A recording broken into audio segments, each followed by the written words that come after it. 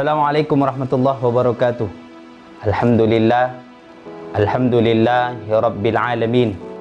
Allahumma salli ala sayyidina Muhammadin wa ala alihi wa sahbihi ajma'in. Amma ba'd. Brocu dan broci dimanapun kita seluruhnya berada, alhamdulillah, sudah sepatutnya kita manusia bersyukur kehadirat Allah subhanahu wa ta'ala. Kenapa? Karena terlalu banyak Allah berikan nikmat kepada kita. Nikmat kesehatan Allah berikan, nikmat kekuatan Allah berikan, nikmat rezeki Allah berikan, nikmat tarikan nafas juga Allah berikan. Dan seluruh yang Allah berikan itu gratis. Allah tidak pernah mengatakan bayarlah nafasku 1001 kali tarikan nafas. Allah tidak seperti itu. Tapi Allah, Tuhan kita, Maha Penyayang, Maha Pengasih, Maha Kaya, Maha segala-galanya.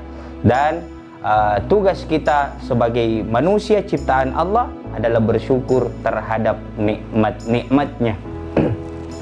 Salam serta solawat semoga tetap tercurahkan keharibaan kita, junjungan kita Nabiullah Muhammad sallallahu alaihi wasallam.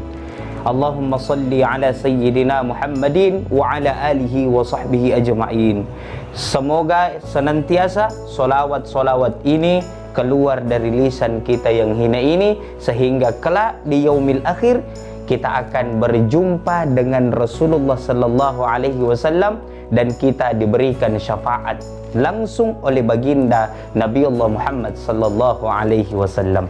Broci dan broci dimanapun Anda berada, kali ini saya akan melanjutkan materi kita 6 golongan orang-orang yang masuk neraka tanpa seleksi, tanpa hisab, pokoknya langsung masuk neraka. Kalau di video kemarin sudah ada yang pertama adalah pemimpin yang zalim, yang kedua pengusaha yang berlaku curang. Nah, sekarang kita bahas poin ketiganya. Poin ketiganya adalah mereka manusia-manusia yang sombong berjalan di muka buminya Allah. Nah, golongan yang ketiga ini yang masuk ke dalam nerakanya Allah subhanahu wa ta'ala tanpa seleksi, tanpa hisab, langsung masuk ke dalam neraka adalah mereka manusia-manusia yang sombong berjalan di muka buminya Allah.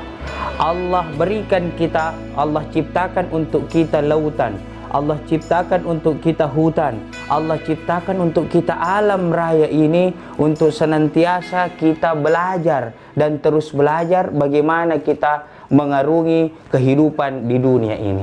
Bahwa setiap manusia pasti selalu ingin membantu, tolong menolong. Maka pesannya adalah jangan pernah sombong berjalan di muka buminya Allah. Wala tamshi fil ardi marha. Jangan sombong berjalan di muka bumiku, kata Allah. Kenapa? Karena seluruh apa yang engkau miliki, hai manusia, adalah seluruhnya hanya titipan yang Allah berikan. Dan itu bukan hak milik, bukan hak paten, tapi hak titipan, hak pinjam. Makanya saya sering sampaikan seperti ini, brocu. Kiai Haji Zainuddin MZ, ya, saya pernah mendengar bahwa beliau berkata, hiduplah di muka buminya Allah ini seperti hidupnya tukang parkir. Dan ini ujung-ujungnya mengarah ke tasawuf sebenarnya. Ini kelakar, tapi ya kelakarnya menuju ke tasawuf. Hiduplah seperti hidupnya tukang parkir. Tukang parkir itu, ya, setiap mobil yang datang dia arahkan masuk ke tempatnya. Mobil mewah masuk, mobil yang jelek masuk, mobil apapun itu, berapapun harganya mobil itu masuk, dititip di tempat parkir. Nah, si tukang parkirnya ini tidak pernah merasa memiliki, tapi merasa dititipi. Makanya dia jaga dengan baik dan dia tidak menggunakan mobil-mobil yang terparkir itu hanya untuk menyombongkan dirinya, tidak. Kenapa? Karena tukang parkir ini sadar bahwa mobil-mobil yang ada di hadapannya, yang ada di depan matanya adalah titipan, bukan miliknya, bukan hak paten. Makanya si tukang parkir ini menjaga sebaik-baik mobil-mobil yang dititipi untuk parkir di lahan parkirnya. Begitu mobil ini pergi satu persatu, mobil ini pergi satu persatu, si tukang parkirnya tidak mengalami, tidak merasakan kesedihan, bro. Kenapa? Karena dia sadar bahwa yang pergi ini hanya titipan.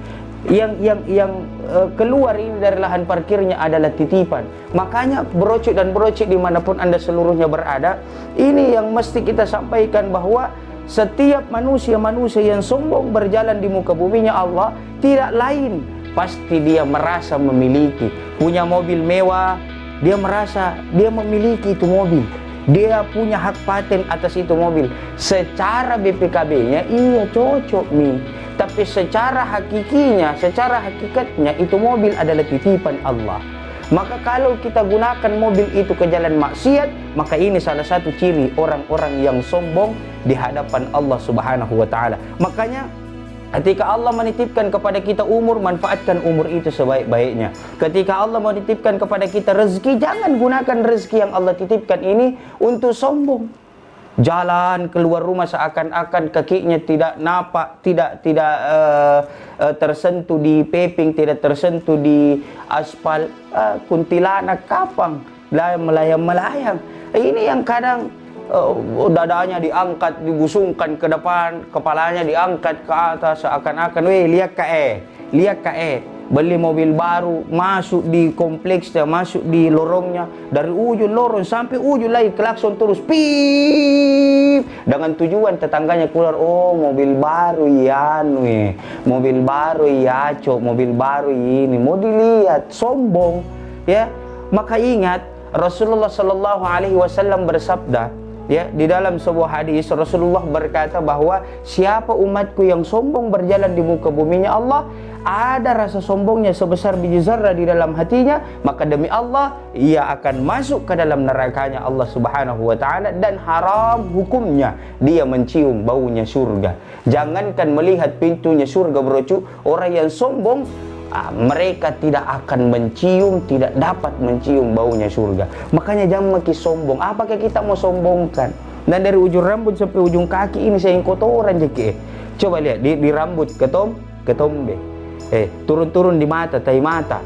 Turun-turun melebar ke kanan ke kiri, tai telinga. Ada 2 di lubang hidung. Tai ngongo. Ada tai ngongo. Turun di gigi, ada tai gigi. Ya. Turun di perut, ini pusatnya, pabriknya kotoran yang hampir tiap hari kita keluarkan di toilet, hampir tiap hari kita keluarkan di WC. Maka jangan makin sombong karena tidak ada hak patenta ini. Mata Allah titipkan, hidung Allah titipkan. Makanya kita yang hidungnya mancung, jangan makin selalu calik odong itu yang pokoknya kah. Mentang-mentang mancung hidungnya, kayak itu pokoknya kah sebenarnya mancung tonji tapi tidak keluar ki mancungnya. Tersembunyi mancungnya, jadi jangan makin sombong. Ya, Allah titipkan ki wajah yang cantik. Apa kita lagi mau sombongkan? Cantik ki mukatta. Allah bilang kun fayakun, kena ke air panas besok balan sa foto yung mukatta. Apa lagi kita mau sombongkan? Pangkat tak, jabatan tak. Mentang-mentang gubernur mau sombong, mentang-mentang anggota DPR mau sombong. Apalagi kalau PNS golongan rendah juga mau sombong. Berhenti maki. Allah bilang kun fayakun, ijak kali KPK di situ kekayaan tak miskin ki. Makanya jangan makin sombong. Kayak itu tetangga aku pulang anaknya menangis. Bilang bapaknya, kenapa aku menangis nak? Dia bilang teman sekolah aku pak. Dia bilang bapaknya, kenapa teman sekolah aku? Dia bilang cala-cala sepatu ku karobek nih. Dia bilang tanya gitu teman sekolah nu. Kira kamu tidak bisa belikan ke sepatu mahal. Ayo pergi beli sepatu mahal. Napas sana mandi, sudah mandi, nak bawa pergi di mall, nak belikan itu sepatu paling mahal. Besok malam nak suruh tidur cepat anaknya. Tidur ke cepat anak, besok pagi pergi ke sekolah. Pagi-pagi bangun anaknya nak suruh mandi. Pergi mandi nak, pakai baju sekolahmu. Sudah pakai baju sekolah, nak bilang papi mas sekolah, iyo pakai sepatu barumu nak. Nah pakai sepatu barunya, pak, aku buka cap harganya ini, jangan kau kasih lagi teman di sekolah nak, itu cap harganya. Mau lagi keluar rumah anaknya, pak pergi mana? Dia bilang japa dulu nak, tempokan ke taksi. Norder kayak taksi anaknya. Dia turun datang mikurung itu supir taksi, dia bilang di mana dia antar ke sekolahnya, iya di mana sekolahnya pak? Itu di samping rumah. Nah bayangkan orang sombong naik taksi di samping rumah aja lagi sekolahnya, nak kasih naik taksi. Tidak lama pergi anaknya sekolah. 5 menit, 10 menit kembali ke anak pulang menangis. Dia bilang, bapak siapa lagi yang calla ko? Apaan lagi dicalla? celana mulai dicela, baju mulai dicela, topi mulai dicela. Dia bilang tidak ada jipa yang cela kak. Kenapa kau menangis? Dia bilang kita salah. Pak, kenapa saya sudah mau belikan sepatu baru? Masalahnya hari Minggu ini. Tuh, hari Minggu. Bayangkan bro cu, kalau sebesar biji zarrah, ya, sebesar biji zarrah kesombongan yang ada di dalam hati tak biar hari dilupa ji. Makanya jangan makin sombong. Kembali ke ayat, potongan ayat tadi, wala tamshi fil ardi marha. Jangan sombong karena kesombongan itu hanya milik Allah. Di dalam hadis qudsi Allah berkata kepada Muhammad, wahai Muhammad, sampaikan kepada umatmu bahwa siapa yang sombong berjalan di muka bumiku sama saja dengan ia menyatakan perang kepada aku. Ngapain bro cu? Siapa mau perang sama Allah? Kita mana? Saya minum-minum kopi mak dulu saya di rumah. Kita mau yang perang sama Allah. Kalau Allah bilang kun fayakun miskin. Makanya poin yang ketiga ini kita pegang baik-baik, kita amalkan di dalam kehidupan kita sehari-hari sehingga insya Allah bisa bermanfaat dan tidak ada lagi orang yang sombong. Terkhusus di Makassar ini tidak ada lagi orang yang sombong, karena orang yang sombong itu tidak suka juga bergaul sama orang yang sombong. Deh jamu gue bergaul sama itu sana tuh deh. Kenapa? Sombong dulu deh. Kau ya, saya juga sombong tuh enggak.